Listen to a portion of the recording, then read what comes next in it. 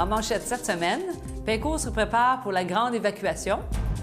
Vaudreuil-Dorion reçoit une subvention du CN pour son corridor de verdure. Et le film Silent Majority, tourné dans la région, est maintenant disponible en format DVD.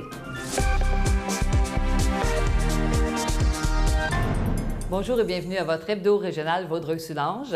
Bonjour Bertin. Bonjour Linda. Ça va bien? Écoute, il y a la semaine de prévention des incendies nationale qui se tient du 9 au 15 octobre et Pincourt a des activités. Oui. 2 activités sont organisées, soit la grande évacuation le 12 octobre et la journée porte ouverte à la caserne municipale le 15 octobre.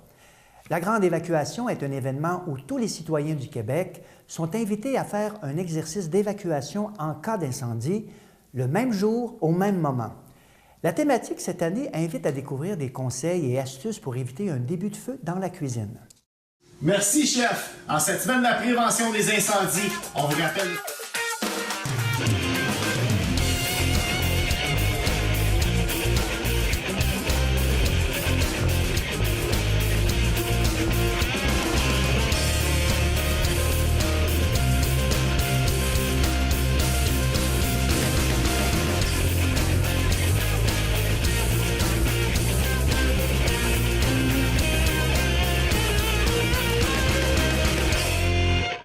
Pour en savoir davantage, visitez le site Internet de Pincourt.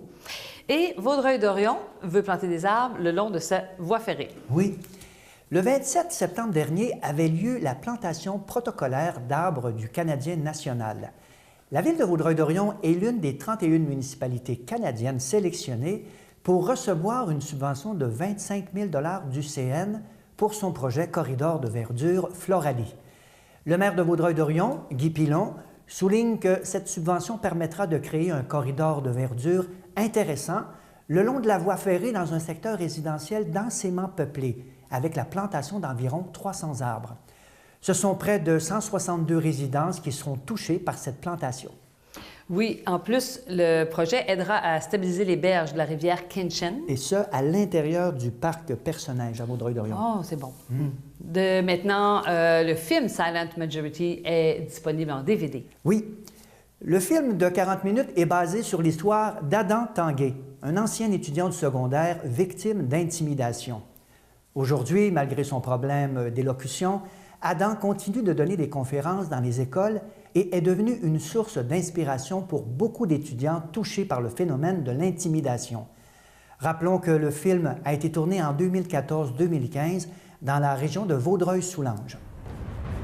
Are you nuts? What the hell is wrong with you? What the hell's wrong with me? Audrey, come on, it's Tim. Oh my God, what happened? Did he hurt himself?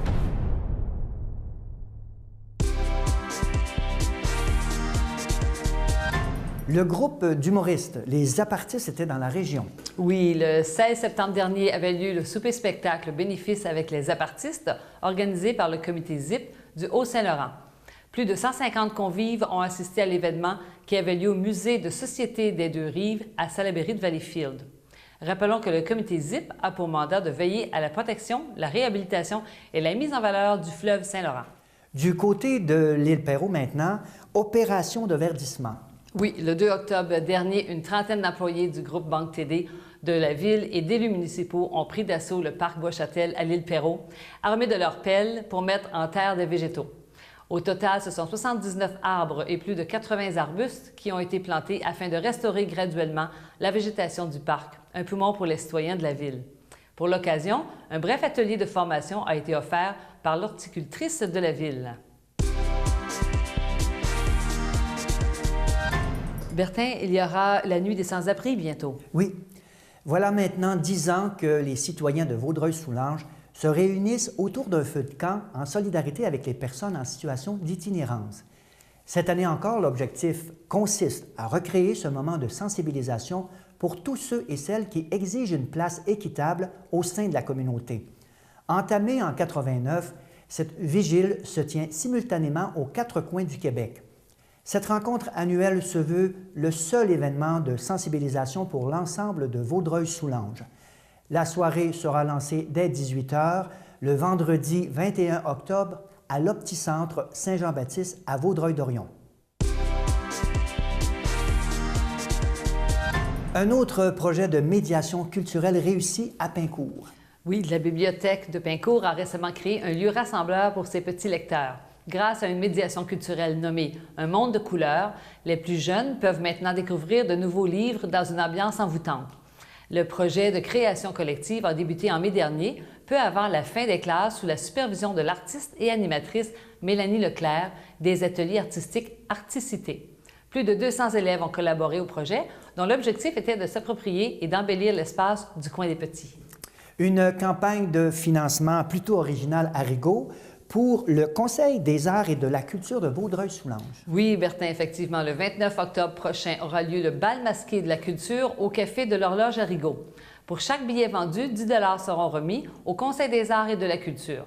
Il est indiqué que le port du masque est grandement recommandé et le port du costume plus que souhaitable. Toujours avec la thématique de l'Halloween, la Ville de Vaudreuil-Dorion invite ses citoyens à l'heure du conte bien spéciale.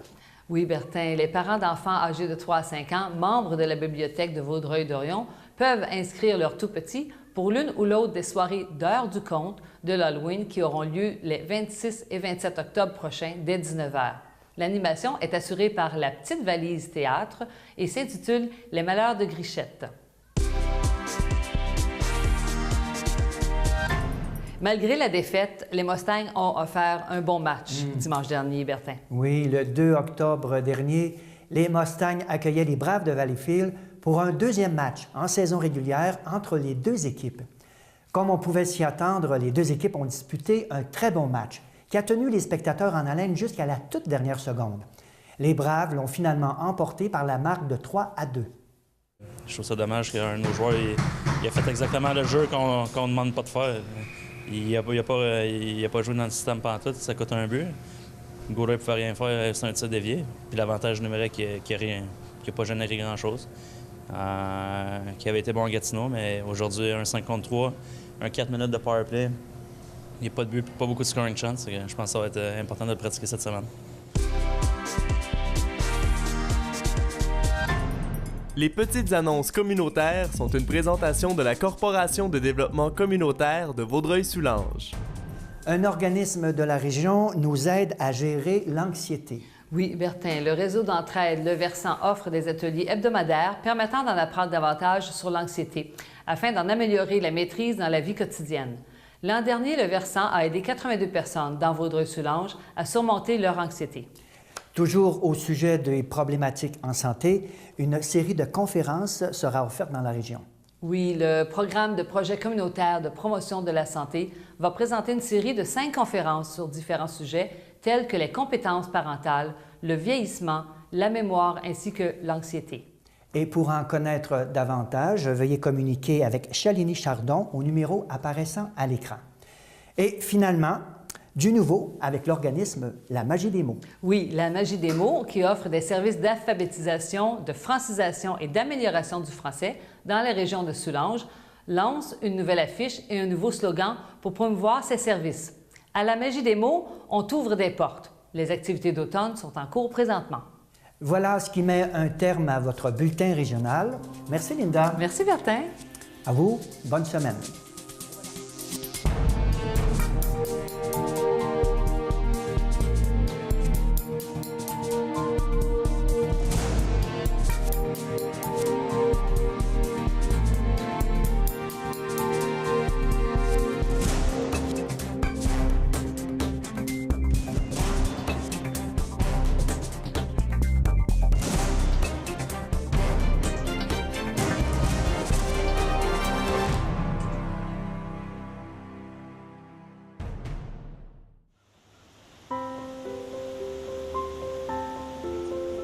Bonjour, je suis Lynne Mousseau, chargée de projet en environnement pour la ville de Saint-Lazare. Ici à Saint-Lazare, nous avons la chance de posséder de magnifiques terrains boisés. Toutefois, à l'automne, la quantité de feuilles mortes qui tombent sur le sol est impressionnante. En fait, il existe de nombreux moyens de se départir des feuilles mortes. Vous pouvez tout simplement les tondre. Il suffit alors de vous assurer que votre tondeuse est munie d'une lame déchiqueteuse. Vous pouvez utiliser cette méthode à de nombreuses reprises au fur et à mesure que les feuilles tombent. 1 mètre carré de gazon peut absorber jusqu'à 1,5 kg de feuilles déchiquetées. Au printemps, votre gazon sera plus vert et plus sain grâce à cet apport supplémentaire en minéraux. Vous pouvez également utiliser les feuilles comme paillis pour protéger plantes et arbustes. Comme on peut l'observer dans la nature l'hiver, les couches de feuilles protègent les racines, alors qu'au printemps et en été, les feuilles déchiquetées permettent de garder le sol humide, de diminuer la poussée de mauvaises herbes et de fournir un apport en nutriments. Le compostage est également une bonne option pour valoriser les feuilles. Les feuilles sont une source de carbone et permettent de conserver l'équilibre entre les matières vertes et les matières brunes de votre compost. Puisqu'à certaines périodes de l'année, les matières riches en carbone se font rares, les feuilles mortes que vous aurez conservées pourront alors être ajoutées au compost au moment opportun. L'impact environnemental des feuilles transportées vers les sites d'enfouissement est important, à commencer par les camions de transport qui émettent des gaz à effet de serre. La décomposition des feuilles, jumelée aux autres déchets, contribue à augmenter les quantités de lixivia et, encore une fois, des gaz à effet de serre. La valorisation des feuilles mortes chez soi a donc un effet positif sur l'environnement. Elle permet d'obtenir un gazon plus vert et plus sain au printemps, elle fournit un paillis bon marché et du compost de première qualité, sans trop d'efforts. Il faut également considérer l'aspect économique. Les coûts reliés aux déchets destinés à l'enfouissement sont de plus en plus élevés. Vous savez, nous rejetons déjà 450 kg de déchets par personne annuellement, ce qui représente 65 % de plus que la moyenne québécoise. Nous devons éviter à tout prix d'envoyer nos feuilles mortes au vidange. À elles seules, les feuilles peuvent représenter plusieurs tonnes de déchets. Et n'oubliez pas, les feuilles ne sont pas des déchets.